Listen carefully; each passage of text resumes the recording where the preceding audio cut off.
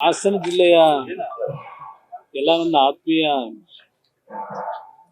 ಮಾಧ್ಯಮದ ಸ್ನೇಹಿತರೆ, ನಮ್ಮ ರಾಷ್ಟ್ರೀಯ ಅಧ್ಯಕ್ಷರ ಮಾರ್ಗದರ್ಶನದಲ್ಲಿ ಈಗಾಗಲೇ ಜಾತ್ಯತೀತ ಜನತಾದಳದ 25 ವರ್ಷಗಳ ಪಕ್ಷದ ಸಂಘಟನೆಯಲ್ಲಿ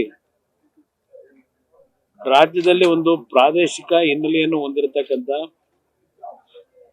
ಈ ಒಂದು ಪಕ್ಷ ಬೆಳ್ಳಿ ಹಬ್ಬವನ್ನು ಆಚರಣೆ ಮಾಡ್ತಾ ಇದ್ದೇವೆ. ಈಗಾಗಲೇ ಸಾಂಕೇತಿಕವಾಗಿ ಬೆಂಗಳೂರು ನಗರದ ಪಕ್ಷದ ಆವರಣದಲ್ಲಿ ರಾಜ್ಯದ ಎಲ್ಲಾ ಪ್ರಮುಖ ಕಾರ್ಯಕರ್ತರುಗಳ ಸಮ್ಮುಖದಲ್ಲಿ ಮಾಡಿದ್ದೆವು. ಅವತ್ತಿನ ದಿನ ನಾವೊಂದು ಘೋಷಣೆ ಮಾಡಿದ್ದೆವು. ಈ ಒಂದು ಬೆಳ್ಳಿ ಹಬ್ಬವನ್ನ ರಾಜ್ಯದ 30 ಜಿಲ್ಲೆಯಲ್ಲಿ ಮುಂದಿನ ದಿನಗಳಲ್ಲಿ ಕಾರ್ಯಕ್ರಮಕ್ಕೆ ಚಾಲನೆ ಕೊಡ್ತೀವಿ ಅಂತಕ್ಕಂಥ ಪ್ರಸ್ತಾಪನೆ ಮಾಡಿದ್ದು. ಅದರ ಹಿನ್ನೆಲೆಯಲ್ಲಿ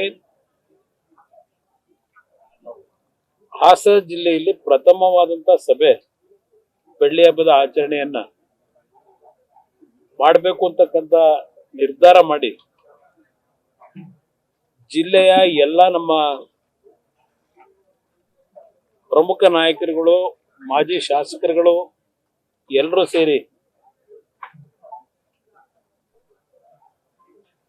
ಮಾಜಿ ಸಚಿವರಾಗಿರ್ತಕ್ಕಂಥ ರೇವಣ್ಣ ಅವರ ಜೊತೆಗೂಡಿ ಪಕ್ಷದ ನಿಷ್ಠಾವಂತ ಕಾರ್ಯಕರ್ತರುಗಳೆಲ್ಲ ಕಳೆದ ಒಂದು ವಾರದಿಂದ ಇದೇ ತಿಂಗಳು 24ನೇ ತಾರೀಕಿನಂದು ಇನ್ನು 3 ದಿನಗಳಿದೆ, ಪ್ರಥಮ ಸಭೆ ಹಾಸನ ಜಿಲ್ಲೆಯಲ್ಲೇ ಮಾಡಬೇಕು ಅಂತಕ್ಕಂಥದ್ದು ಅವರೆಲ್ಲ ಅಭಿಪ್ರಾಯದ ಹಿನ್ನೆಲೆಯಲ್ಲಿ ಈ ಕಾರ್ಯಕ್ರಮ ಏರ್ಪಾಡು ಮಾಡಿದ್ದೇವೆ.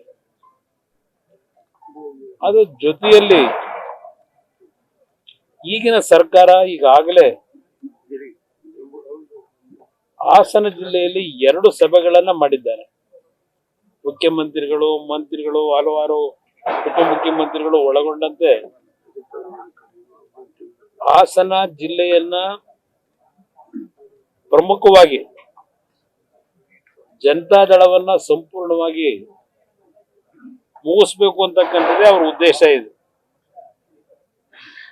ಕಳೆದ 2.5 ವರ್ಷದಿಂದ ಏನೇನು ಮಾಡಿದ್ದಾರೆ ಬಹುಶಃ ಸೂಕ್ಷ್ಮವಾಗಿ ನಮ್ಮ ಕಾರ್ಯಕರ್ತರು ಗಮನಿಸಿದ್ದಾರೆ, ನಾವು ಗಮನಿಸಿದ್ದೇವೆ. ಈ ಒಂದು ಹಾಸನ ಜಿಲ್ಲೆಯಲ್ಲಿ 24ನೇ ತಾರೀಕಿನಿಂದ ಪ್ರಾರಂಭ ಆಗ್ತಕ್ಕಂಥ ಈ ಕಾರ್ಯಕ್ರಮ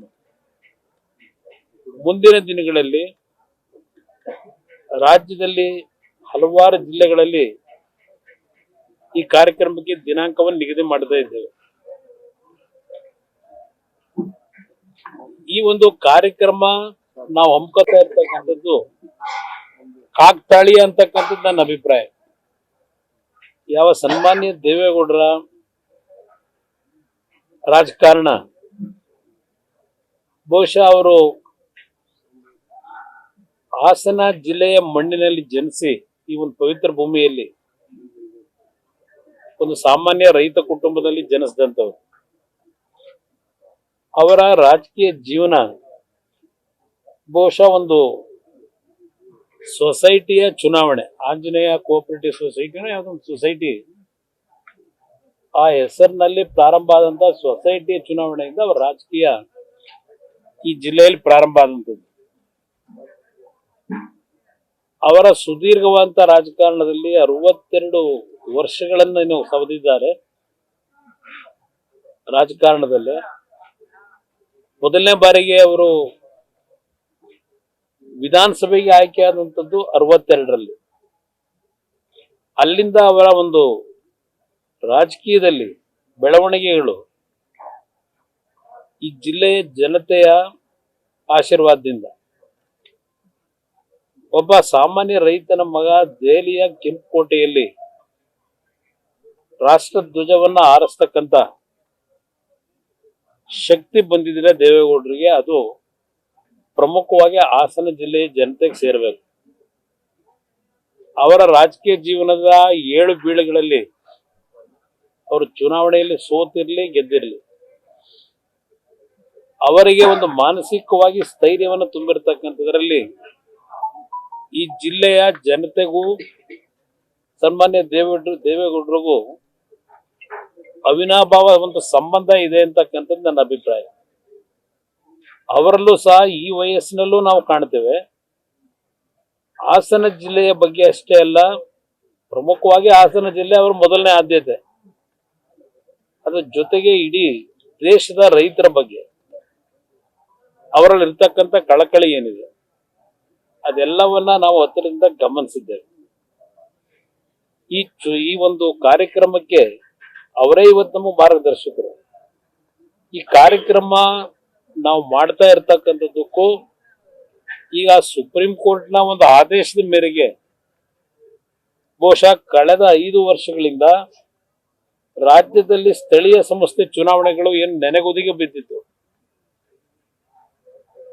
ಆ ಚುನಾವಣೆಗಳು ನಡೀಬೇಕು ಅಂತಕ್ಕಂಥ ಒಂದು ಸೂಚನೆ ಸುಪ್ರೀಂ ಕೋರ್ಟ್ನಿಂದ ಇತ್ತೀಚೆಗೆ ಒಂದು ತೀರ್ಪೇನು ಬಂದಿದೆ. ಈ ತೀರ್ಪಿನ ಹಿನ್ನೆಲೆಯಲ್ಲಿ ಈಗಾಗಲೇ ಸರ್ಕಾರ ಬೆಂಗಳೂರಿನ GBA ಚುನಾವಣೆ ಇರ್ಬೋದು, ಗ್ರಾಮ ಪಂಚಾಯಿತಿಯ ಚುನಾವಣೆಯ ವ್ಯಾಪ್ತಿಯು ಏನು ಮುಗಿದಿದೆ, ಗ್ರಾಮ ಪಂಚಾಯಿತಿ ಚುನಾವಣೆಗಳು ಸಹ ಆಗಬೇಕಾಗಿದೆ. ಈಗ ಅದರ ಜೊತೆಗೆ ಜಿಲ್ಲಾ ಪಂಚಾಯಿತಿ, ತಾಲೂಕ್ ಪಂಚಾಯಿತಿ ಈ ಚುನಾವಣೆಗಳು ನಡೀಬೇಕಾಗಿದೆ. ಬಹುಶಃ ಹಾಸನ ಜಿಲ್ಲೆಯ